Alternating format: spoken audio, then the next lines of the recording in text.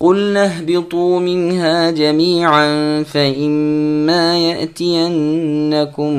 مني هدى فمن تبع هداي فلا خوف عليهم ولا هم يحزنون والذين كفروا وكذبوا بآياتنا أولئك أصحاب النار هم فيها خالدون يا بني إسرائيل اذكروا نعمتي التي أنعمت عليكم وأوفوا بعهدي أوف بعهدكم وإياي فارهبون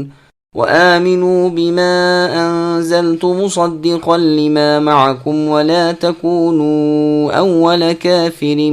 به ولا تشتروا بآياتي ثمنا قليلا وإياي فاتقون۔ ہم نے کہا تم سب یہاں سے چلے جاؤ، جب کبھی تمہارے پاس میری ہدایت پہنچے اس کی تابعداری کرنے والوں پر کوئی خوف و غم نہیں ہوگا، اور جو انکار کر کے ہماری آیات کو جھٹلائیں وہ جہنمی ہیں اور ہمیشہ اسی میں رہیں گے۔ اے بنی اسرائیل، میری اس نعمت کو یاد کرو جو میں نے تم پر انعام کی، اور میرے عہد کو پورا کرو، میں تمہارے عہد کو پورا کروں گا، مجھ ہی سے ڈرو، اور اس کتاب پر ایمان لاؤ جسے میں نے تمہاری کتابوں کی تصدیق میں نازل فرمایا ہے، اور اس کے ساتھ تم ہی پہلے کافر نہ بنو، اور میری آیات کو تھوڑی تھوڑی قیمت پر نہ بیچو، اور صرف مجھ سے ڈرتے رہا کرو۔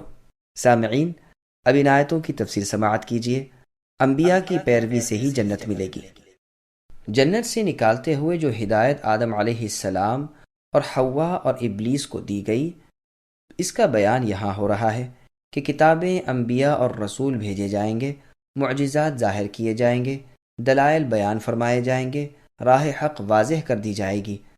محمد صلی اللہ علیہ وسلم بھی آئیں گے، آپ پر قرآن کریم بھی نازل فرمایا جائے گا، اور جو اپنے زمانے کی کتابوں اور نبی کی تابعداری کرے گا اسے آخرت کے میدان میں کوئی خوف نہ ہوگا، اور نہ دنیا کے مال و متاع نہ ہونے پر کوئی غم ہوگا۔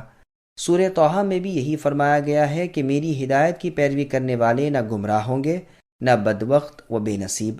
اور میری یاد سے منہ موڑنے والے دنیا کی تنگی اور آخرت کے اندھے پن کے عذاب میں گرفتار ہوں گے۔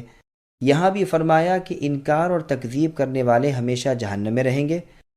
ابن جریر رحمہ اللہ کی حدیث میں ہے کہ رسول اللہ صلی اللہ علیہ وسلم فرماتے ہیں، جو اصلی جہنمی ہیں انہیں تو جہنم میں نہ موت آئے گی اور نہ ہی زندگی ملے گی،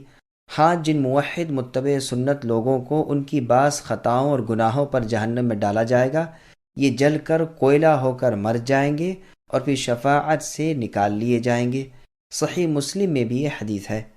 دوسری دفعہ جو جنت سے نکل جانے کے حکم کو ذکر کیا گیا تو یہ اس لیے کہ یہاں دوسرے احکام بیان کرنے تھے، اور بعض کہتے ہیں پہلی مرتبہ جنت سے آسمان اول پر اتار دیا گیا تھا،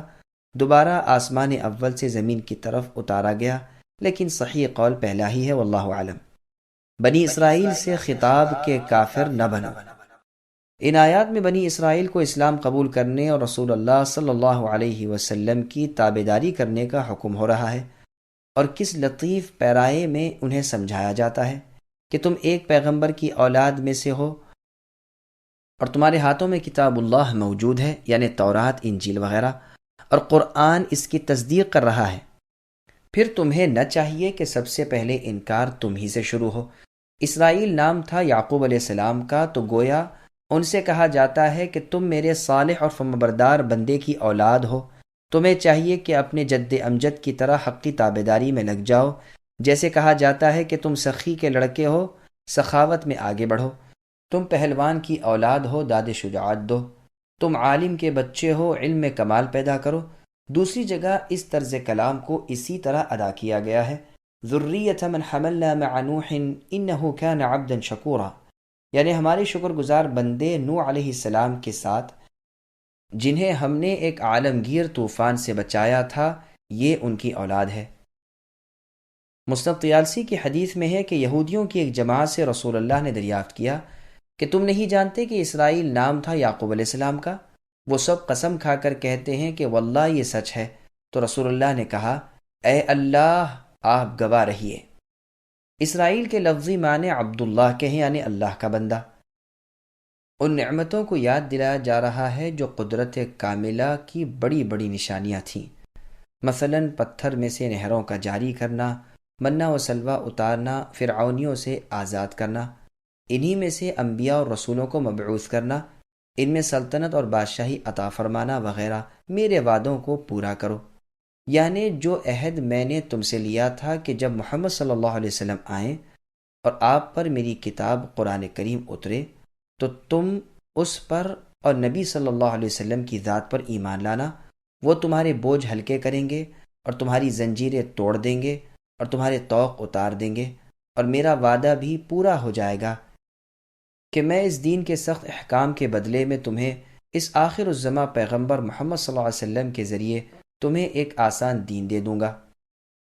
دوسری جگہ اس کا بیان اس طرح ہوتا ہے، وقال اللہ انی معکم لئن اقمتم الصلاة وآتیتم الزکاة الی آخر الآیہ، یعنی اگر تم نمازوں کو قائم کرو گے، زکوٰۃ دیتے رہو گے، مجھے اچھا قرضہ دیتے رہو گے تو میں تمہاری برائیاں دور کر دوں گا اور تمہیں بہتی ہوئی نہروں والی جنت میں داخل کروں گا۔ یہ مطلب بھی بیان کیا گیا ہے کہ تورات میں وعدہ کیا گیا تھا کہ اسماعیل علیہ السلام کی اولاد میں سے ایک ایسا عظیم الشان پیغمبر پیدا کروں گا جس کی تابعداری تمام مخلوق پر فرض کروں گا اور ان کے تابعداروں کو بخشوں گا، انہیں جنت میں داخل کروں گا اور بڑا اجر دوں گا۔ رازی نے اپنی تفسیر میں بڑے بڑے انبیاء علیہم السلام سے رسول اللہ کے بارے میں پیشن گوئی نقل کی ہے۔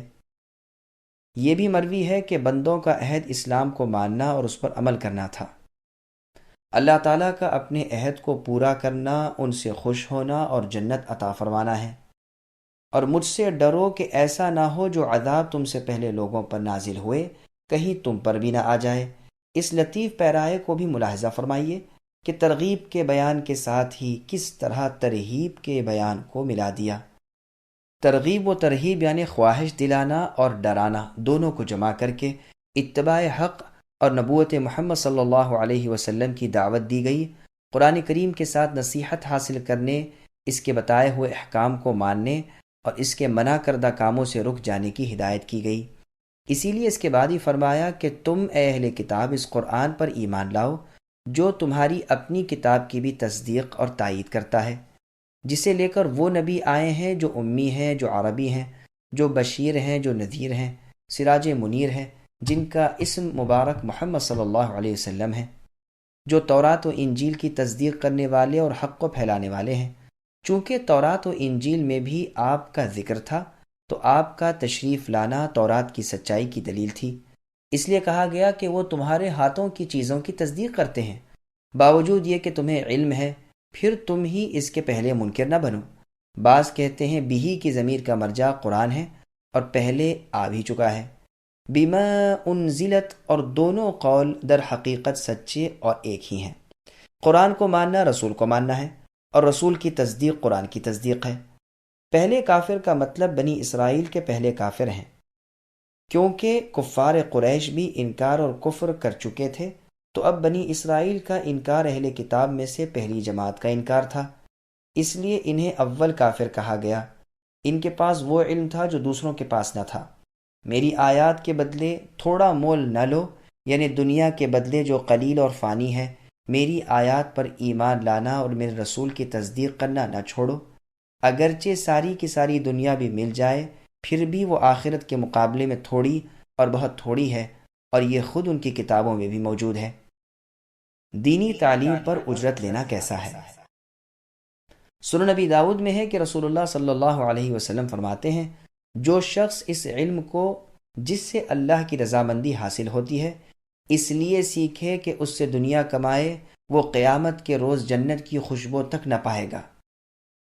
علم سکھانے کی اجرت بغیر مقرر کیے ہوئے لینا جائز ہے۔ اس طرح علم سکھانے والے علماء کو بیت المال سے لینا بھی جائز ہے تاکہ وہ خوشحال رہ سکیں اور اپنی ضروریات پوری کر سکیں۔ اگر بیت المال سے کچھ مال نہ ملتا ہو اور علم سکھانے کی وجہ سے کوئی کام دھندا بھی نہ کر سکتے ہوں تو پھر اجرت مقرر کر کے لینا بھی جائز ہے۔ امام مالک، امام شافعی، امام احمد اور جمہور علماء رحمہم اللہ کا یہی مذہب ہے۔ اس کی دلیل وہ حدیث بھی ہے جو صحیح بخاری میں ابو سعید خدری رضی اللہ عنہ سے مروی ہے کہ انہوں نے اجرت مقرر کر کے لی۔ اور ایک سانپ کے کاٹے ہوئے شخص پر قرآن پڑھ کر دم کیا۔ جب رسول اللہ کے سامنے یہ قصہ پیش ہوا تو آپ نے فرمایا، ان حق ما اخذتم علیہ اجرا کتاب اللہ، یعنی جن چیزوں پر تم اجرت لو ان سب میں زیادہ حقدار چیز کتاب اللہ ہے۔ دوسری متول حدیث میں ہے کہ ایک شخص کا نکاح ایک عورت سے رسول اللہ کر دیتے ہیں اور فرماتے ہیں، زوجتکھا بما معک من القرآن، میں نے اس کو تیری زوجیت میں دیا اس مہر پر کہ جو قرآن تجھے یاد ہے تو اسے یاد کرا دے۔ یہ روایت بخاری کی ہے۔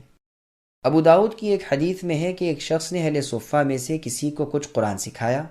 اس نے اسے ایک کمان بطور ہدیہ کے دی۔ اس نے رسول اللہ صلی اللہ علیہ وسلم سے مسئلہ پوچھا، آپ نے فرمایا، اگر تجھے آنکھ کی کمان لینی ہے تو اسے لے لے، چنانچہ اس نے اسے چھوڑ دیا۔ ان دونوں احادیث کا مطلب یہ ہے کہ جب اس نے خالص اللہ کے واسطے کی نیت سے سکھایا، پھر اس پر تحفہ ہدیہ لے کر اپنے ثواب کو ختم کرنے کی کیا ضرورت ہے، اور جبکہ شروع ہی سے اجرت پر تعلیم دی ہے تو پھر بلا شک و شبہ جائز ہے، جیسے کہ گزشتہ دونوں احادیث میں بیان ہو چکا۔ واللہ اعلم۔ صرف اللہ سے ڈرنے کا کیا مقصد؟ صرف اللہ ہی سے ڈرنے کے یہ معنی ہے کہ اللہ کی رحمت کی امید پر اللہ کی عبادت و اطاعت میں لگا رہے، اور اللہ کے عذابوں سے ڈر کر اللہ کی نافرمانیوں کو چھوڑ دے، اور دونوں حالتوں میں اپنے رب کی طرف سے دیے گئے نور پر گامزن رہے۔ غرض اس جملے سے انہیں خوف دلایا گیا کہ وہ دنیاوی لالچ میں آ کر رسول اللہ کی نبوت کی تصدیق کو جو ان کی کتابوں میں ہے نہ چھپائیں، اور دنیاوی ریاست کی طمع و لالچ پر رسول اللہ کی مخالفت پر آمدہ نہ ہوں، بلکہ رب سے ڈر کر حق کا اظہار کرتے رہیں۔